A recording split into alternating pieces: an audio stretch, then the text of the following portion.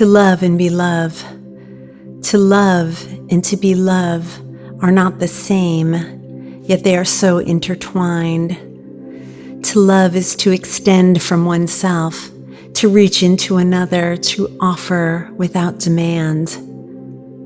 But to be love is not an action, it is a state of being. It is to become the vessel through which love flows, a self-representation not crafted, but revealed. All love in its truest form is rooted in universal expansion, the ever-living awareness that holds all things. To love in order to receive, or to love only in order to give, are motions of affection. But to love and be love, one must dwell in truth, in self-awareness, in the quiet alignment of being what one is. The flower loves to bloom and be loved by the bee, not by effort, but by essence.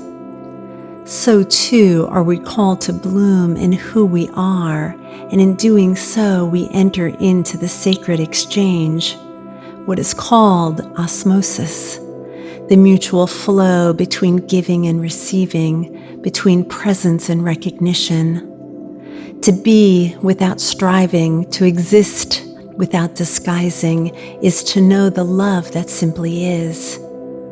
To live as father, mother, sister, lover, not as roles we perform, but as truths we embody, is to live as a conduit of love. It is through self-representation that love finds form. This is the quiet threshold where loving shifts into being love, when no mask is held, no outcome is chased, and one simply becomes the space through which love moves. But a flower cannot be loved as a flower if it longs to be something else. Nor can it be seen by the bee if it forgets what it is.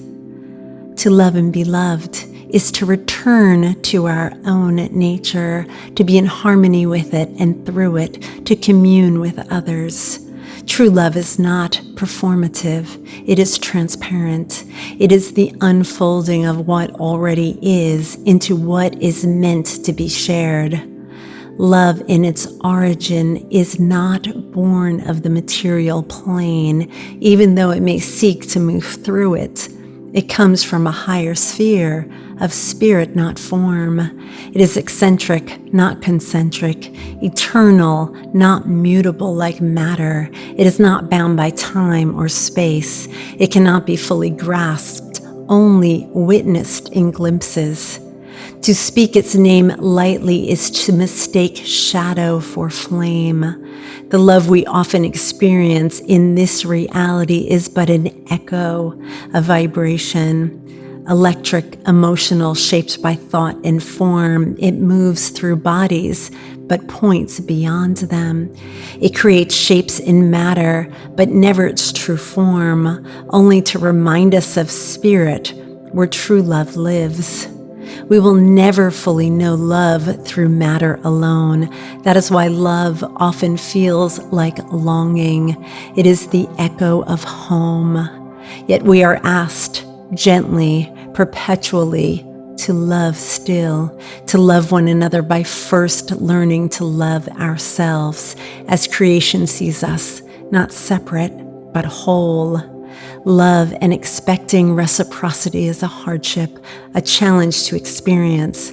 When we invoke the importance of I, it leads to a great deal of hardship and discontent in the experience we generalize as love.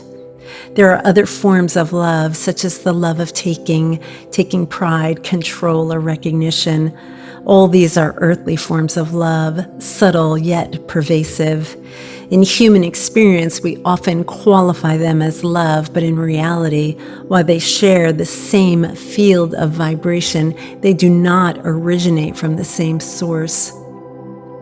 It is being a valiant apprentice of spiritual awareness who sends love without needing reciprocity. To send love unconditioned is to sense the pain another carries and offer presence through compassion.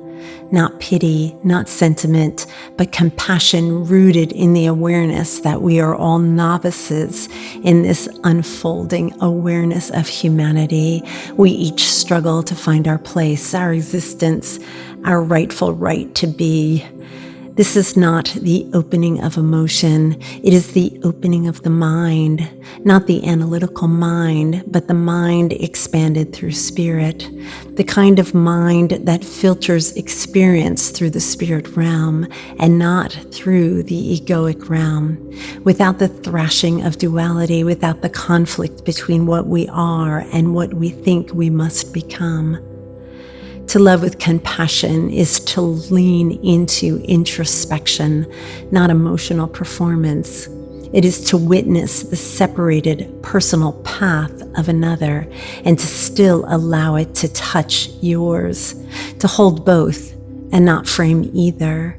That is compassion. That is love uncontained. This is why distortion arises when we're told to love others before the self.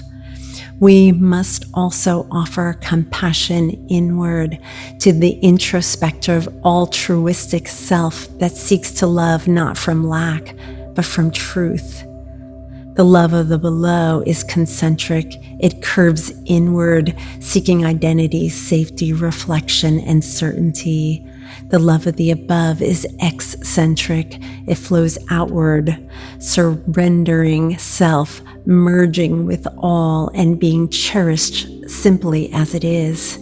To be love is to recognize this, that love is not something to acquire, but something we return to, an identity already within us, not an emotion to earn. There will come a time, perhaps not yet, when humanity will see its reflection not in isolation, but surrounded by light, not only as a point, but as part of the greater universal expansion. For love, like truth, does not depend on time to be real. It simply is. Love then is not a ledger, not something earned, counted, or returned in kind. It is not a transaction of value, but a current we allow to move through us. True love is the osmosis of presence, a silent giving without the weight of deserving. It flows only where expectation has been set down, and it nourishes only what is revealed, not demanded. True love is not an outcome of romance or glamorous understanding shaped by culture, fashion, or time. These fleeting ideals are perishable with the seasons. True love, however, remains unshaken by trends and is eternal in its essence.